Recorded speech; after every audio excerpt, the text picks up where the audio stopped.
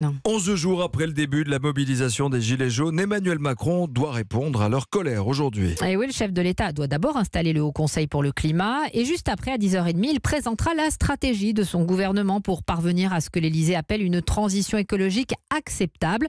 On va revenir sur les mesures dans un instant. Les Gilets jaunes attendent en tout cas cette prise de parole pour décider d'une éventuelle grande manifestation parisienne ce week-end. Et parallèlement, ils multiplient les actions en tout genre, les blocages bien sûr, mais pas seulement. Ils s'attaquent aussi aux radars automatiques. Selon un site spécialisé, 600 seraient déjà hors service, 1 sur 5. Bombage à la peinture, saccage, incendie ou découpe à la meuleuse, tous les moyens sont bons.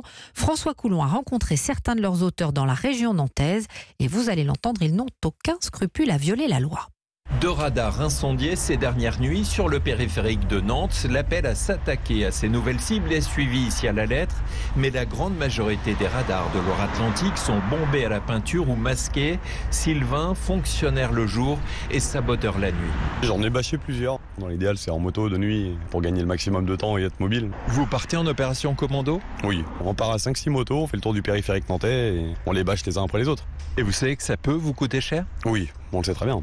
On sait qu'il y a eu des radars de brûlés, ça a été chiffré à plus de 15 000 €. On sait que ça peut monter très très vite.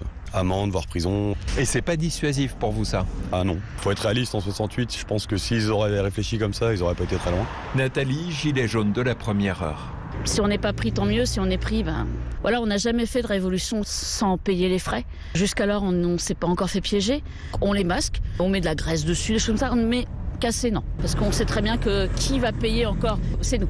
L'atteinte à un radar peut coûter de 3 000 à 75 000 € d'amende et jusqu'à 5 ans de prison. Nantes, François Coulon, Europe 1.